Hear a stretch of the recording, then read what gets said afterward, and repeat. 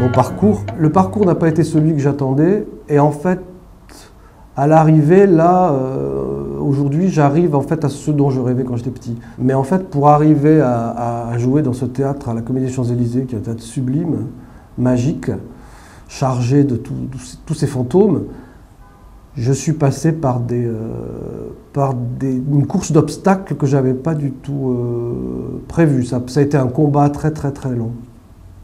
Un air qui me poursuit. J'écoute de l'opéra tous les jours en fait en me levant.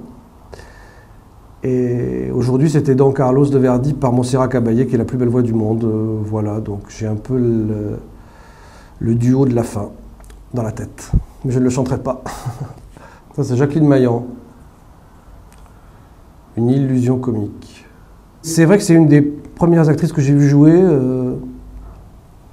Et elle m'a bouleversé dans le sens où elle remettait en question toutes mes idées sur le théâtre, alors que j'étais petit, hein, mais elle avait un jeu qui était surdimensionné en fait. C'était comme un grand clown en fait. C'était pas du tout un jeu quotidien, c'était un jeu surréaliste. Et elle m'a vraiment marqué et je l'ai suivie et j'ai vu toutes ces pièces à partir de la fin des années 70, quoi. Je ne ratais aucune de ces performances. Olivier Py. C'est compliqué pour moi de parler d'Olivier Py parce que je l'ai rencontré au conservatoire, on était élèves quand j'avais 20 ans et il a été un peu mon docteur Frankenstein et moi j'étais un peu sa créature. C'est vraiment lui qui m'a modelé, qui m'a appris à savoir qui j'étais artistiquement. Et, il m'a écrit des rôles magnifiques. Pour moi, c'est un très grand poète en plus. Je regrette que depuis quelques années, il écrit moins et il est un peu envahi par... Il était un peu envahi par son rôle de directeur de l'Odéon. Et c'est toujours ce rapport à l'institution, moi, qui me fait très très peur.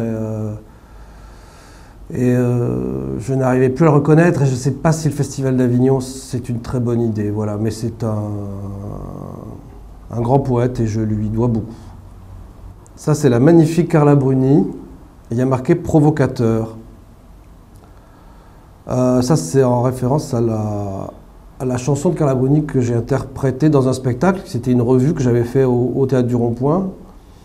Et après, je l'ai chanté pour la Nuit des Molières. Et en fait, c'était l'idée de prendre une chanson que tout le monde connaissait et puis de la détourner, parce que de l'interpréter comme une mélodie d'opéra. Voilà, c'était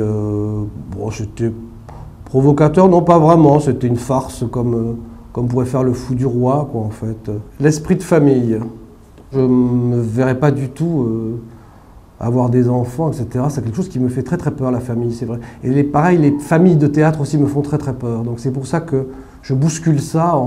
Et c'est pour ça que je vais à la rencontre de gens comme Charlotte de Turckheim ou Gaspard Ulliel ou Jean-Claude G, qui sont des gens apparemment d'univers différents.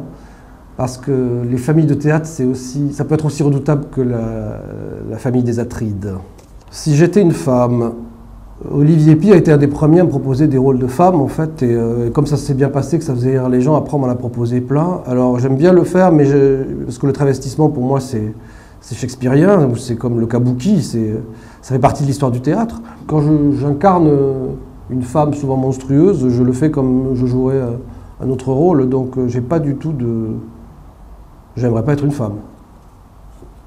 Les pauvres, c'est pas facile tous les jours. Non, j'ai déjà du mal à être moi, alors. Ce qui m'anime, c'est d'être authentique avec ma névrose et mes fantasmes. Alors, c'est pas facile dans la société dans laquelle on vit, c'est pour ça que j'ai choisi de faire l'artiste, parce que je n'arrivais pas du tout à... Quand j'entends des comédiens qui disent on est des citoyens comme les autres, c'est pas vrai. Moi, je me sens pas du tout un citoyen comme les autres, je me sens un peu un... Je pense que j'aurais pu devenir vraiment fou si j'avais pas fait de théâtre, donc...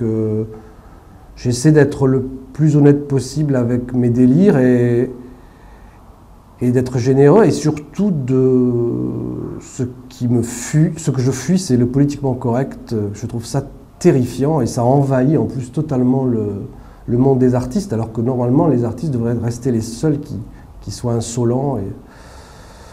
Ça, c'est terrible. Dans 3 ans, c'est très curieux parce que depuis 10 ans, je fais vraiment ce que je veux et j'essaie de ne plus écouter ce qu'on me dit.